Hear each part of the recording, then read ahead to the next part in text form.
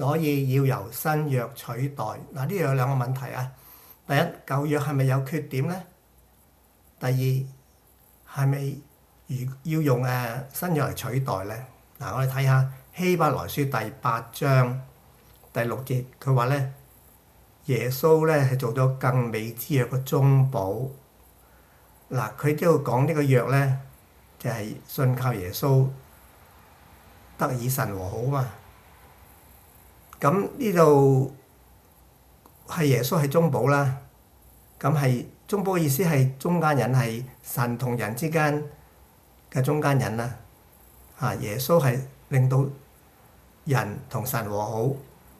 咁即係話咧，呢個中保呢個耶穌咧就唔係神嚟㗎。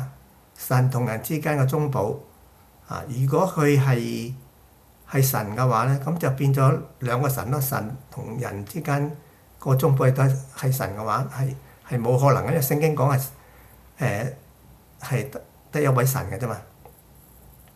嗱，第7節講話，如果頭一個約係冇缺點嘅咧，就唔需要尋求另一個約啦。嗱，呢個頭一個約係咩咧？係指出埃及記19章第5節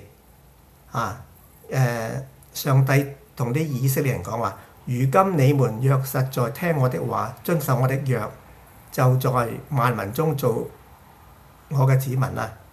嗱，聽佢個話係指咩咧？係遵行佢嗰啲10誡咧，同埋613條嘅規律啦。咁呢個613條規律，我係出過一條片嘅，講呢啲嘅。包括係有男人要受割禮啦，女人就要生個仔之後坐月啦。咁跟住第7章之後咧，第7節之後咧，就佢係有引述呢個耶利米書31章31至到34節啦，呢一樣嘅啫。第8至12節，佢講話即係日子將到，咁上帝咧係同以色列咧同埋猶大家另立新約因為佢哋以前嗰啲以色列人咧就唔遵守佢啲約，所以要另入新約。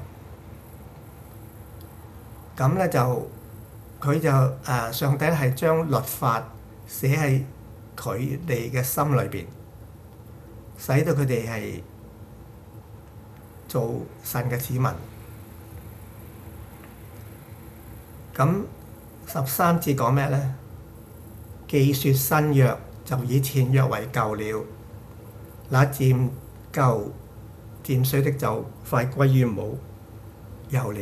嗱，呢度講話咧，如果講新約咧，講信心，講信靠耶穌，以耶穌為中心嘅。咁前約係講律法噶嘛，呢啲又唔講律法嚟噶以前嗰啲人律法唔講咧，咁就係講新約咧。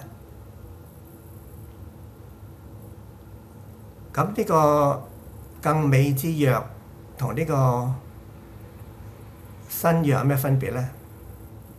更美之約咧係講信靠耶穌噶嘛，而呢個耶利米書31章所講個新約咧係講律法噶喎，係兩個唔同噶喎。嗱，如果呢個更美之約咧，就係點解會有咧？係因為佢會覺得舊約嗰度係有缺點噶喎。咁呢個耶利米書31章所講嘅新約咧，就唔係話舊約有缺點，而係因為以前嗰啲以色列人咧就唔遵守呢個約。耶利米書31章所講嘅咧，個約咧仍然都係注重律法嘅。睇下馬太福音第5章點講？耶穌話：莫想我來要廢掉律法和先知，我唔係嚟廢掉，乃要成全。同埋，就算天地都廢去咧，律法嘅一點又話都不能廢去，都要成全。